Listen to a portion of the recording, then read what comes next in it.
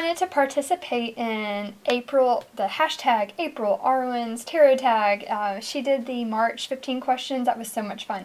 So let's do April. Yay! So excited. I was totally dragging this morning. I only had 1 cup of coffee and no breakfast. I'm way too high metabolism. I'm like a hummingbird. And I finally ate something. I was like, why am I? I was like, I forgot to eat. I'm like that kind of person. Like I forget to eat and then I'm like, ugh. But now, oops, sorry. We have coffee. Tinkerbell. So let's do this. Yay! Alright, so this is 10 questions. So I'll try and be quick with you guys. So not drag it out too long. Not too many tangents. But the first question is, what's your primary reason for pulling out your cards? My primary reason is basically, I was like thinking, like to sum it up, it's for guidance on anything and everything. I carry around, this is my little bag that I use to carry around. Right now, I have been carrying around every day 2 decks, my Morgan Greer and my Lumina Tarot, which I love both of these. I love my fountain, but I keep it in its box, so I kind of like leave it at home. But these come with me. Morgan Greer, because it's amazing, and plus it's really hardy. I'm like, I'm not worried about this deck getting like hurt. And then, so I keep it store it in this little bag, and I usually throw a crystal in it. And right now, I was like, whenever I'm missing a crystal, I'm like, where did I put it last? Like, here's my chakra crystal. It's in the bag. So this is what comes with me out the door every day. So I have access to 2 tarot decks at any given time. But this is basically like something as simple as like I pull up my cards. If I'm in a bad mood, the 2 card spread one for the bad, like why you're in a bad mood, and the second card, how to get out of your bad mood. Something as simple as that, I'll pull out those cards, and basically whenever a thought, mood, situation pops up, a question about something deeper, just anything, it's just basically guidance on any kind of mood I'm in, a thought that I've had, something I want to learn more about, guidance on anything, literally anything and everything. So just like when I want some guidance, when I want to go deeper into a situation, when I want to know like what energy is at work here, just to see it and reflect it back to me. That's basically, yeah, guidance, right? Like illumination, yeah, on this planet we call Earth in the human experience. So everything. That's why I pulled them. But yeah, just to be able to see deeper into a situation, basically, and get the guidance I need. And for others. That's why I carry this around. So it's not just for me. Like, if someone else needs a question, I have tarot deck. I can, I have 2 of my really awesome all-rounder tarot decks. Yeah, all-rounder tarot decks. I can answer questions. So second question is, do you use tarot in any other way other than reading, i.e. spells, crafts, fancy hat making? I do. Actually, I just started using it for guidance on, I'm thinking about, I haven't started yet. I'm collecting my tools for it. So water divination, I'm going to start trying that. And here's my sacred water. I just picked it up last weekend from a really cool freshwater spring close to me. It was like a little mini adventure. The place is very powerful to me. It's like a really great camping spot here where I live, and so I grabbed fresh sacred spring water that is like redunculous, and it's got a rose quartz in there right now, and it's been in the sun and it's charging like crazy. So I'm like, this is my sacred water I'm going to use for water divination, which I will do a video on. So if anyone else is interested, I'll do a video. Like, I haven't done it before, but anyway, we'll just see how it goes. But I'll make some videos, so in case anybody else is curious or wants to try it, just to let you guys know my experience from a scientific perspective. So the water divination, I have used tarot cards to get some more clarification on how best to go about it. Like maybe what else do I need? I had some things in mind like I wanted to do to like prep for the actual ritual of it, and I was like I used Lumina, and this gave me amazing freaking answers, can I say, on like what is necessary for this practice and what I should definitely add and what isn't necessary. It gave me really like firm guidance on and clarification on how to do it. Also, I participate in November in National Novel Writing Month. It's called NaNoWriMo, and in case anyone's ever heard of it, it's basically, it's a nonprofit, started in San Francisco, where people go to, no one goes. It's all over the world. People write 50,000 words or more, you create a novel in November. You just basically, you bust out word vomit, 50,000 words in November. So that's, I haven't done it yet, but now it was like, now I'll have to, it was like, this November I have to do tarot. I was like, I've heard of other writers are using it for inspiration for things. Like, you throw down look at the tower, it's following me. You like, use this to, like, if you get stuck on like a scene or a character or a story, this will help give you some inspiration. Like, oh my gosh, I've done NaNoWriMo like 6 times now. I was like, why did I never think of this as like, this is so inspirational to get like some meaning. Like, usually it's music is what I've used to inspire me, but which I would still keep music on there, but like tarot and music, oh my gosh, I would be able to get like a full story just out of that, I think. Yeah, I know I would, especially like with the archetypes and everything and situations and the pips and everything like that. So anyway, yeah, I would recommend it for that when you get stuck with writer's block. Yay, you need inspiration. Okay, so number 3. I'm like pepped up right now. All right. If you use tarot as part of your magical practice, can you share some examples? So yeah, like the water divination, getting like a firm guidance, clarification for how to go about water divination. For other things, so magical practice. Yeah, what else would I use it for? I'm trying to think. I am thinking about past lives. I haven't used tarot for it yet, but I have been thinking about how best to go about my past, like doing past lives. So I would be using it for that as well. But this deck particularly, this deck wanted to be read for it when I was thinking like of the questions for water divination and how best to structure it. And this was like, this is exactly what you need to do. It was crazy. The answers were crazy for it. So anything you need clarification on, like whatever your magical practices are, like the tarot is like a toolkit. I mean, it is a toolkit for that, right? Like, that's the only example I can think of right now for you guys. But, magical practice, like in the sense of like, for the spring equinox, I did a really cool spread with the Bonefire Tarot, like what to let go of, like what's best to leave in the winter, what's going to be, what's something for me to focus on for springtime and growth, and that was powerful. I mean, it's like a magical practice for like a seasonal year, equinox, something important, but anyway, there's another example, but that's probably, I'm not the best like person for this, but anyway, those are how I've used it, and it's been very, very helpful. All right, so number 4, how do you explain what tarot is when someone asks you? And assume it's in a well-meaning way. Okay, yeah, it's much easier to explain tarot. So if it's like a woo-woo person or very open-minded person who is totally down for, I can just tell them.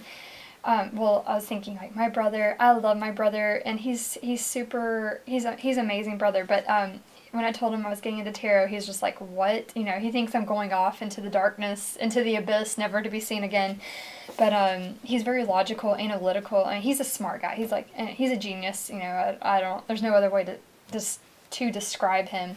But trying to explain it to him, even from his like logical, analytical mind, I'm just like trying to say, like, at the very least, intellectually, at the very least, and Katie Flowers was talking about it, you throw cards down, you know the archetypes, if you know the meanings of the cards, like just even like the most basic meanings and the archetypes and what they represent, you can get like a very good reflection back to you of like maybe what you're not seeing in yourself, or just to help. Even the most base, superficial, intellectual way to use tarot would be just to help give you, it can give you guidance whether you want it or not. I don't know. But obviously from a woo-woo perspective, I see it much more in a spiritual mindset. Like these cards, the messages you're getting are, how do I describe it?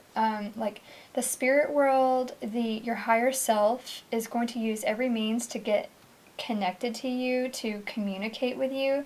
And the tarot is one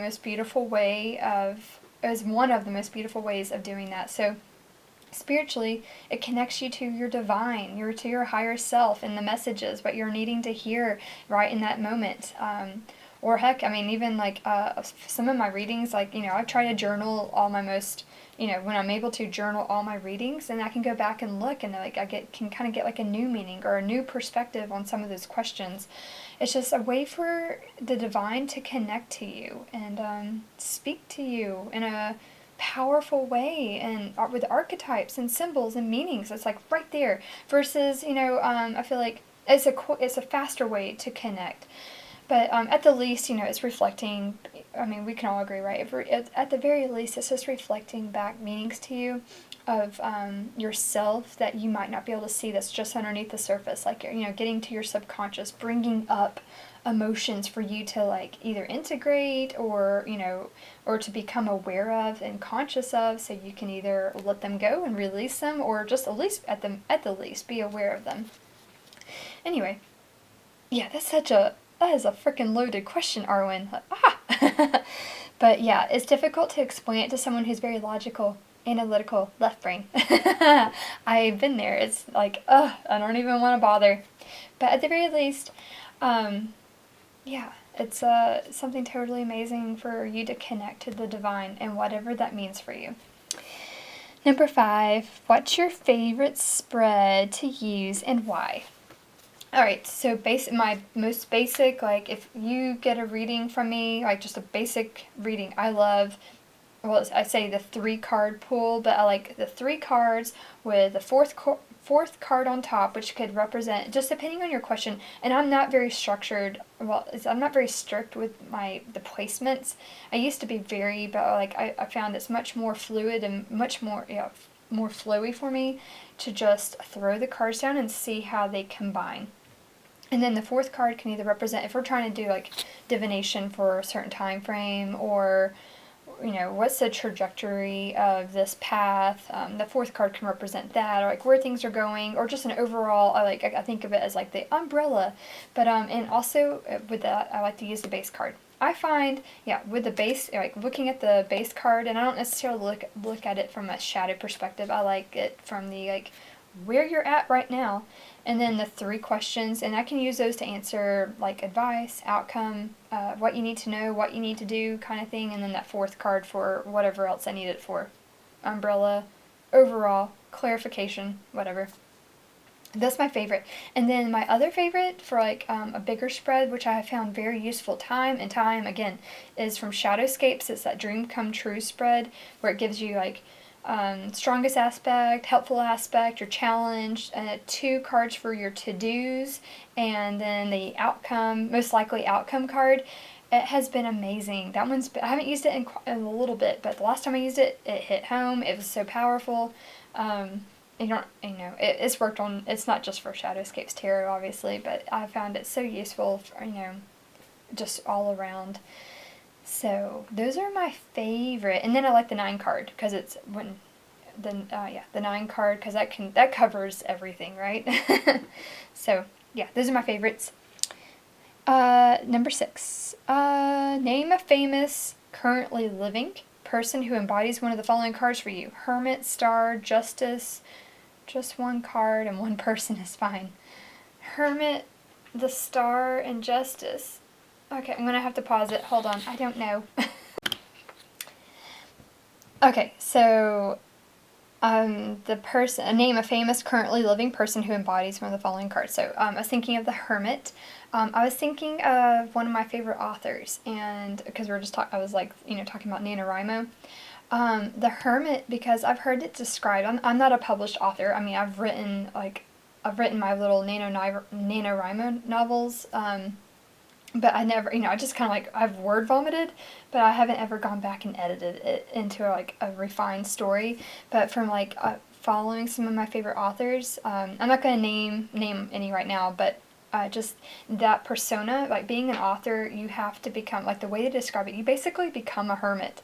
Like my one favorite author, she said like when she was writing one of her books, she only left the house like 4 times, like in that amount of time it took her to write it, which I don't know, I don't want to say like she was holed up for a year, but she was like for a few months, like she only left the house 4 times.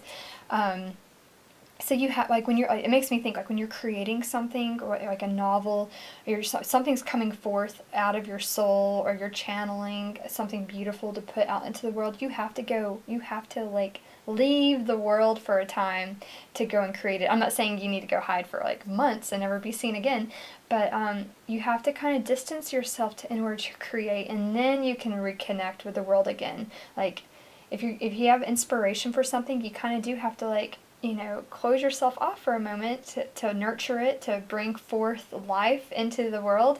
I'm like thinking like, motherhood. But yeah, it's like you kind of like have to retreat for a moment and then bring it out. So the hermit is all about that, right? Finding that inner spiritual truth, finding that inner guidance, finding that peace and serenity. But yeah, so I think of like authors like, go you guys for taking that time to like disconnect yourself and then reconnect with the world again. That's beautiful. That's a beautiful thing, and kind of like you're forced to do it, I guess, in a way, if you want to produce something. But I think that's very beautiful aspect of the hermit. So, number 7, have you ever read in a crowded, noisy, chaotic environment, and how did it go for you? Yes. I haven't done it like in a professional sense, like where I was paid. I've heard of like, like people doing like bachelorette parties or bars. I can only imagine the stress of that. I have read, just like, I'm thinking like even a chaotic environment, like at my, like parents' house, like in their living room and reading for them. That's chaotic, but I like to, push myself to do it, just because, even if you can only get like just a quick reading with some cards, I think it's good not to have, I'm saying, like, obviously in an ideal situation, we want all of our crystals, our candles, the room saged and palo santoed. We want all of that, right? We want like our crystal grid, and, heck, I mean, I like to clean before, and I like to take like, like shower, get clean, like have clean clothes, like, not that I'm dirty, but like I like to be like, just like have my body is clean and I'm clean, my environment's clean, and then I sit to read, and I feel very at peace. Like nothing in my physical environment is distracting me from the reading or my intuition. But with that said, I mean, obviously that's the ideal, right? But that being able to handle a crowded, noisy, chaotic environment, it kind of like helps you build up that that protection, that wall, that barrier in order to be able to focus. Like I wouldn't want to do it every time, but it doesn't hurt to like kind of like try it and just, kind of get comfortable with it in a sense. But yeah, it's like, yeah, I don't recommend it for, again, I haven't done a party. I don't know, that would exhaust me, but either way, yeah, it's like, it's a good experience, good learning experience, but yeah, it just shows you how important it is to have like a peaceful environment too. So it's good to do both. So, number 8, do you do any type of ritual, meaning repetitive, do it every time, and or spiritual before you read? Well, I guess I kind of just said it. Like, ideally, I love to be able to like take like a nice shower. I like to have essential oils on my wrist, and even like on my third eye. I like neroli. I love neroli, among other things. Like, ideally, I would sage the reading area, and then palo santo it, and have my crystals and have like a candle burning. I don't always have all of that up, just depending, but those are the ideals, right? I like to make sure the environment is prepared before I do it. Like, I treat it like a ritual. Yeah, but again, like, if I'm out and about and someone needs a reading, or I have a question, like, I'll throw down those cards. Nothing's going to stop me from throwing down the cards, but I like to feel very well grounded and very well mentally cleansed and ready too. So, yeah. Oh, and I like to do breathe. Like, one thing I do every single time, this reminded me, I breathe. Like, especially, I meditate shuffle. That's like, just shuffle until I am I can feel that state. I can feel this. I know that feeling. I know my centered, connected, grounded feeling that I get inside, and then and I always breathe. I breathe as I cut the cards, like a yoga breathing. And then I was like, at least I center myself, whether or not I can have all my favorite, crystals around me or not, that the breathing and the centering and that feeling in my third eye, I always make sure that's there as for any reading. Number 9, draw a card to answer this question. What is my next best step, universe? Okay. It's like she's sitting for a second. Draw a card to answer this question. So what is my next best step, universe? Oh, this popped out. The last time this card flies cards at me. So the Emperor, be assertive, be prepared to exert energy, but make sure it's actually using to build and structure, foundational, build that foundation. This has popped out for me for a few times. So what would the badass Emperor do? He makes sure his foundation is rock solid to allow things to grow, and he's spiritually, passionately connected to it, to whatever that structure is. He is growing his empire. So the next best step to building my empire, it's like, ooh, that's nice. So, but for you guys too, like foundation is everything. Having that, like, this is Aries. This is the best use of, like, that cardinal, right? Yeah, they're cardinal. That cardinal energy, that assertive, energetic, innovative. They're the go-getters. My son is in Cancer, so that's a cardinal sign too. So it's like, yeah, we're assertive, even though Cancers, I would never have thought that. But anyway, like another tangent. But yeah, the Emperor is about building that stability. That's a lot of energy. That's like that initial. That's like springtime. That new growth energy. That's like the first step. All the the mutable. I'm thinking. I know this is like astrologically I'm speaking about, but mutable and fixed signs. They take the energy that Aries and Cancer and Libra and is it Capricorn, like those are the signs that initiate things. So as I'm initiating, I'm putting my energy into like foundational structures, and my energy's not going scattered. It's going into something that's actually building, and that can continue to build upon. Yeah. Okay, there we go. And number 10, how do you think you can personally improve your reading skills?